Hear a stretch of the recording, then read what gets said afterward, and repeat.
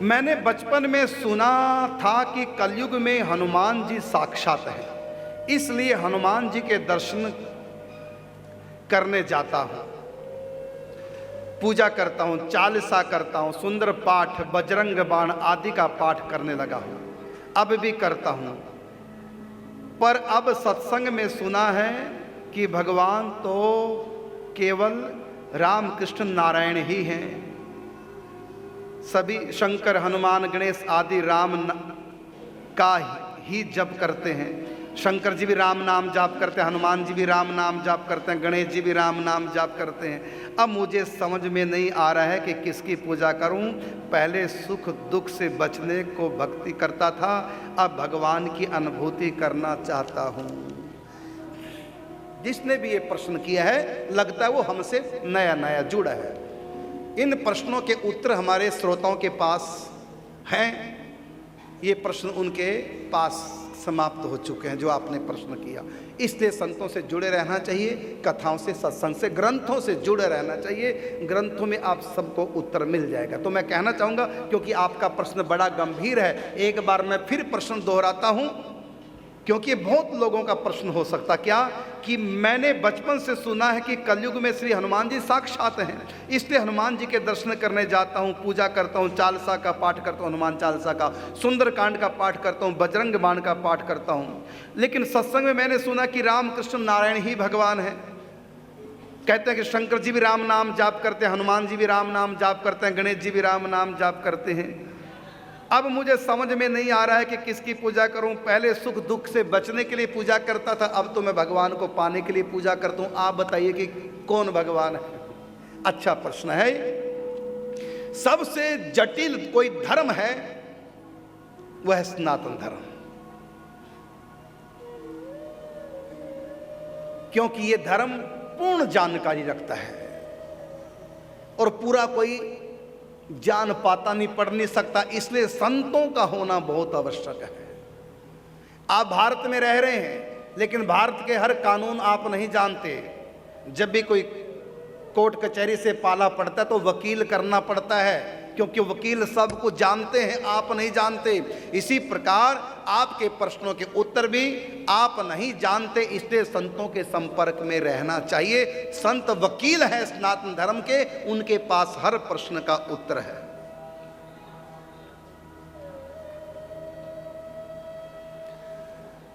तो इसका उत्तर मैं देना चाहूंगा। हमारे सनातन धर्म के अनुसार बता रहा हूं, पंच परमेश्वर है। परमात्मा कभी नर के रूप में अवतार लेते हैं, जैसे रामकृष्ण, कभी सिंह के रूप में अवतार लिए नरसिंह प्रहलाद के लिए, कभी मछली के रूप में अवतार लिया सत्यव्रत के लिए, कभी धनवंतरी के रूप में अवतार लिया देवताओं के लिए, अमृत के लिए, कभी वो नारी के रूप में अवतार लेते हैं विश्व मोहिनी के रूप में।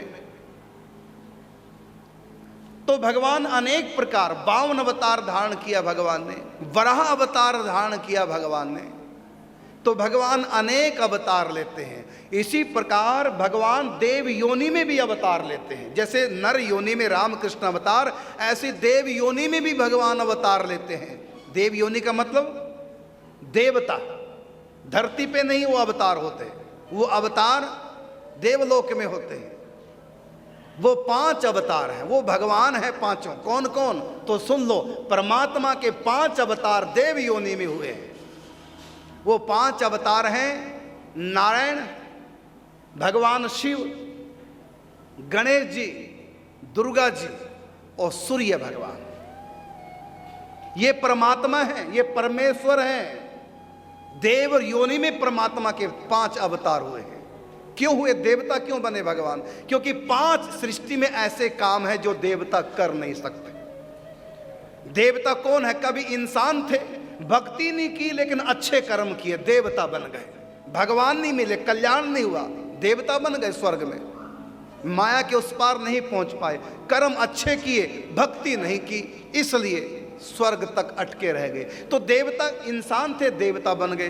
देवताओं की कुछ जिम्मेदारियां भगवान सृष्टि के अंदर संभालते हैं। जैसे जीव के कर्मों के अनुसार सुख दुख का विधान करना धरती पर, अतिवृष्टि, अनावृष्टि, महामारियां, ये सब के सब दैव योग से, भूकंप, जो मनुष्य के हाथ में नहीं, जहां मनुष्य की बस नहीं चलती, वो प्रकृति में ये सब उथल पुथल जीव के कर्मों के अनुसार देवी देवता करते हैं। सुख का भी विधान करते हैं, दुख का भी विधान करते हैं। 9 ग्रहों के देवता, अलग अलग ग्रह का अलग अलग देवता, ये समय समय पर राशियों के हिसाब से सुख और दुख का विधान करते रहते हैं। कुछ स्वर्ग में ले जाकर के सुख देते हैं, कईयों को नरक में ले जाकर के देवता दुख देते हैं, यमदूत आदि। तो ये सब देवी देवता कभी इंसान थे, अच्छे कर्म के देवता बन गए, तो ये सृष्टि में भगवान का साथ देते हैं। लेकिन 5 कार्य ऐसे हैं जो कोई देवता कर नहीं सकता। कौन कौन से? एक तो देवता किसी के भाग्य का निर्माण नहीं कर सकते, वो किसी के भाग्य को कोई देवता पढ़ ही नहीं सकता। भाग्य के अनुसार जन्म होता है, इसलिए देवता किसी को जन्म का विधान बना नहीं सकते। ये कौन बनाते हैं? परमात्मा। दूसरा, ये ब्रह्मा के रूप में भगवान जन्म का विधान बनाते हैं। और प्रारब्ध को कोई देवता किसी के देख नहीं सकता और ना बदल सकता है। ये प्रारब्ध के अनुसार जीव का पालन पोषण करना, ये भगवान विष्णु अवतार लिए देवता का काम है। ये देवता कर नहीं सकते, इसलिए भगवान देवता बने हैं, विष्णु देव, सत्यदेव। तीसरा, भाग्य कब समाप्त हो जाए देवताओं को नहीं पता चलता, किसका भाग्य कब 0 हो जाए। जो ही भाग्य भोग समाप्त, तुरंत मृत्यु। और ये काम देवता ना जान सकते हैं, ना कर सकते हैं। ये काम किसका? ये काम शंकर जी। तो परमात्मा शंकर जी के रूप में देवता के अवतार लेते हैं, रुद्रदेव। और एक है निग्रह। निग्रह ये है कंट्रोलिंग पावर सृष्टि के ऊपर, ये देवता नहीं कर सकते। देवता के हाथ में कुछ पावर है, पूरी नहीं, क्योंकि पूरी पावर देवताओं में आ ही नहीं सकती, वो इतने पावरफुल देवता नहीं हो सकते। तो स्वयं परमात्मा की शक्ति दुर्गा जी इस पूरे ब्रह्मांड की व्यवस्था करती है, वो शक्ति, और वो कण कण में व्याप्त है। या देवी सर्वभूतेषु शक्ति रूपेण संस्थिता नमस्तस्यै नमस्तस्यै नमस्तस्यै नमो नमः। और ये शक्ति सब जगह है। माइक में भी शक्ति है, मेरी आवाज कैच कर रहा है। स्पीकर में शक्ति है, मेरी आवाज को आप तक पहुंचा रहा है। बिजली में शक्ति है, मुझ में बोलने की शक्ति, कानों में सुनने की शक्ति, हाथ में कर्म करने की शक्ति, पाँव में चलने की शक्ति, हर जगह शक्ति है। सब मोबाइल में भी शक्ति है, सब कुछ बता रहा है। नेट में शक्ति है, कैमरों में शक्ति है, सब जगह शक्ति व्याप्त है। हिन फूलों में शक्ति है। ये नूर किसका, जहूर किसका, ना देखे तो कसूर किसका। किसने इसमें रंग भरे, किसने इसमें गंध भरी। ये सारी व्यवस्था सृष्टि के ऊपर पूरा कंट्रोल परमात्मा की शक्ति का, उसी का नाम है भगवती दुर्गा आदि शक्ति जहीं जग उपजाया। तो ये भगवान की पावर है, शक्ति है, भगवत स्वरूप है। इसलिए इनको भगवती कहते हैं, देवी नहीं कहते, भगवती कहते हैं। देवी के रूप में अवतार लेती हैं ये भगवती, लेकिन देवी का अवतार। इसी प्रकार शंकर जी हैं परमेश्वर, लेकिन देव का अवतार। ऐसे विष्णु भी परमेश्वर हैं, लेकिन देव के रूप में अवतार, ब्रह्मा विष्णु महेश के रूप में। तो ये भगवान के अवतार हैं देव योनि में, इसलिए देवता बन के रहते हैं। तो विष्णु भगवान के 2 रूप हो गए, एक देव रूप और एक ईश्वर रूप। शंकर जी के भी 2 रूप हैं, एक देव रूप, एक ईश्वर रूप। जैसे राम जी के 2 रूप हैं, एक ईश्वर रूप और एक नर रूप। तो नर की तरह भी लीला करते हैं, कभी कभी नर की तरह लीला करते हैं, कभी कभी नारायण की तरह भगवान बन के लीला करते हैं। इसी प्रकार श्री कृष्ण भी कभी कभी नर की तरह लीला करते हैं, क्योंकि नर के रूप में, और कभी कभी अपनी असली लीला प्रकट कर देते हैं। चमत्कार देख के लोग हैरान हो जाते हैं। इसी प्रकार ये ब्रह्मा विष्णु महेश दुर्गा गणेश ये कभी कभी देवता की लीला करते हैं, और कभी कभी ये अपने असली रूप में प्रकट होके दर्शन दे के जीव का कल्याण भी कर देते हैं। तो कभी ये देवता के रूप में होते हैं और कभी ये परमेश्वर के रूप में। तो जब ये देवता के रूप में होते हैं तो ये नाम जाप करते हैं, राम राम राम राम राम।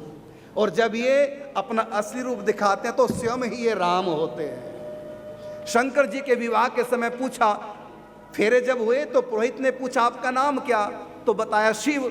आपके पिता का नाम क्या, कहा ब्रह्मा। आपके दादा का नाम क्या, कहा विष्णु। आपके परदादा का नाम क्या, कहते हो तो सबका मैं ही हूं। तो ये सब बन जाते हैं। कभी शंकर जी भगवान बन जाते हैं और राम जी शंकर जी की पूजा करते हैं, रामेश्वरम में स्थापना करते हैं। और कभी राम शंकर जी राम की भक्ति करते हैं। कंफ्यूज हो जाओगे, संतों से सीखो। ये राम ही शिव है, शिव ही राम है। यो वै विष्णु स वै रुद्रो, यो रुद्र स पितामह, एको मूर्ति स्त्रियो देवा, रुद्र विष्णु पितामह, एक ही परमात्मा। कभी ये भगत का रोल करते हैं, कभी ये भगवान का रोल करते हैं। भगवान तो सब रोल कर लेते हैं, तो ऑल इन वन है, परमेश्वर है, वो सब कुछ है। तो कभी कभी शंकर जी भक्त बन जाते हैं तो राम जी उनके भक्त बन जाते हैं, राम जी की पूजा होती है, राम नाम जप करते हैं, राम कथा सुनाते हैं। और कभी कभी शंकर जी भगवान बनते हैं तो राम जी भक्त बन जाते हैं, रामेश्वरम की स्थापना करते हैं, उनकी भक्ति करते हैं।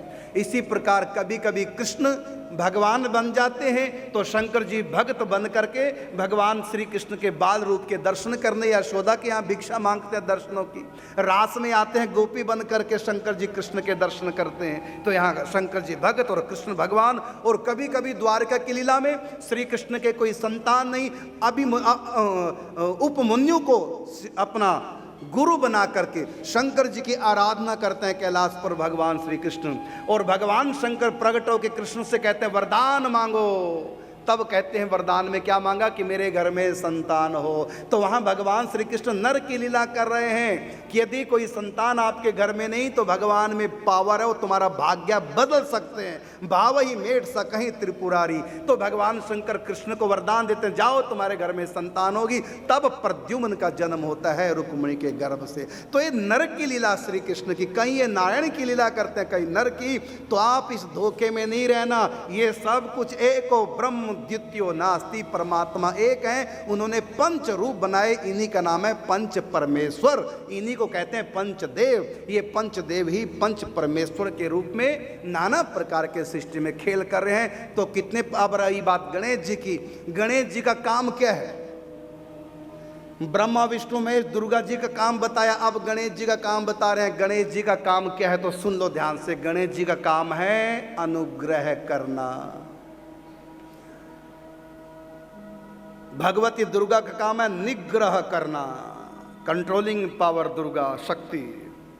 और गणेश जी अनुग्रह है। देवता अनुग्रह नहीं करते, देवताओं के हाथ में नहीं है। वो आपके प्रारब्ध को आपकी मन्नत के भक्ति के अनुसार आगे पीछे तो कर सकते हैं, मिटा नहीं सकते। जैसे आपके भाग्य में संतान का सुख नहीं, अगले जन्म में संतान का सुख है, देवता की आराधना कर दी, तो जो आपके भाग्य में इस जन्म में संतान का सुख नहीं, तो देवता दे नहीं सकते अपनी तरफ से, भाग्य मिटा नहीं सकते। देवता क्या करेंगे? अगले जन्म में जो आपके संतान होनी है उसको इसी जन्म में दे देंगे, और इस जन्म में जो नहीं होनी है उसको अगले जन्म में डाल देंगे। अब आपके अगले जन्म में संतान नहीं, इस जन्म में तो हो जाएगी। तो देवताओं ने क्या किया? आपका दुर्भाग्य मिटाया नहीं है बल्कि ट्रांसफर कर दिया आगे।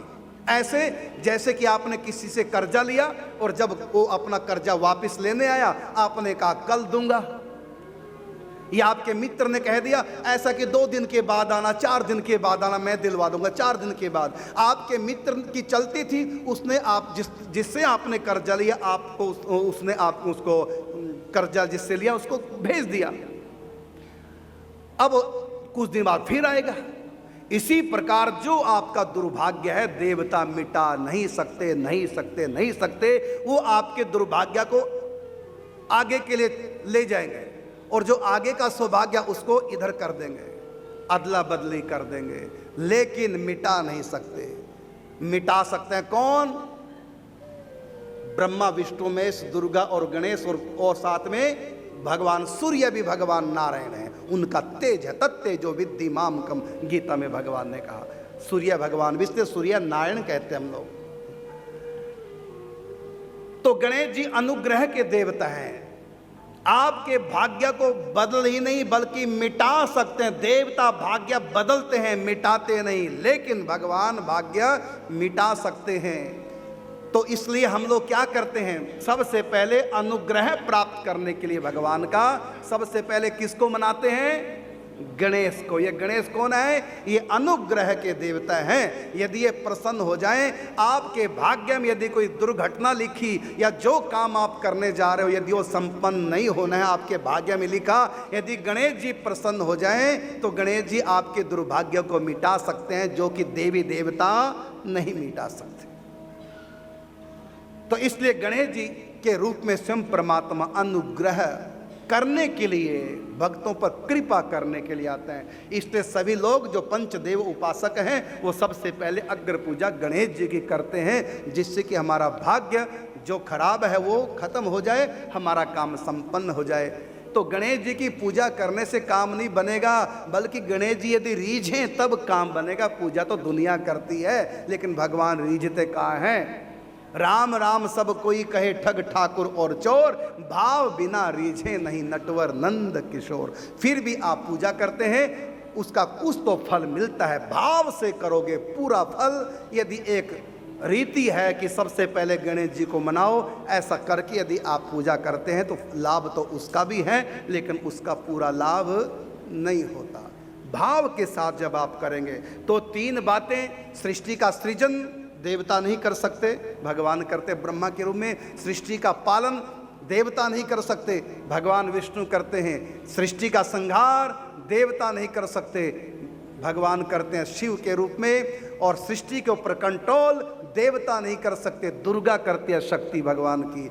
और सृष्टि पर अनुग्रह रीझ करके गणेश जी करते हैं, देवता नहीं कर सकते। तो ये पंच परमेश्वर, ये पांचों परमेश्वर, इन पांचों में से किसी भी एक को आप इष्ट देव बना लो, आपका जन्म मन से कल्याण। देवता प्रसन्न हो जाए तो संसारिक सुख दे सकते हैं, अदला बदली करके आपके प्रारब्ध की, आपके दुर्भाग्य को अगले जन्म पे टाल देंगे, अगले जन्म के प्रारब्ध को इसी जन्म में दे देंगे। तो ऐसा देवता कर सकते हैं। अधिक से अधिक वो आपको स्वर्गीय सुख दे सकते हैं, लेकिन आपका कल्याण देवता नहीं कर सकते। आपका कल्याण पंच परमेश्वर में से किसी को भी इष्ट बनाकर आप आगे बढ़िए। ये हो गया आपके प्रश्न का उत्तर। अब रही बात, शंकर जी राम नाम जपते हैं, किसने आपको कहा? आप हनुमान जी की को इष्ट मान के पूजा करते थे, आपको पता चला हनुमान जी स्वयं राम राम करते हैं, तो मैं हनुमान जी के पीछे क्यों पढ़ूं, मैं तो राम जी के पीछे पढ़ूंगा। ऐसा मत कहिए। ये कौन है? हनुमान जी स्वयं भगवान शिव हैं, स्वयं परमात्मा है। इनकी भक्ति करके आप ऊंचे से ऊंची अध्यात्म स्थिति पर पहुंच सकते हैं। हनुमान जी के रूप में उन्होंने एक रोल किया शिष्य का, दास का। एक सेवक को कैसा होना चाहिए, तो स्वयं परमात्मा हनुमान जी के रूप में आकर के सेवक बन करके दुनिया को दिखाते हैं। एक सेवक में कितनी पावर, जितनी पावर स्वामी में है उतनी पावर सच्चे सेवक में आ जाती है। आज राम मंदिर कम है और हनुमान मंदिर अधिक हैं, तो महिमा किसकी अधिक? हनुमान जी की इस कलयुग में प्रत्यक्ष में महिमा। इसलिए आप हनुमान जी की भक्ति कर रहे हैं, करते रहिए।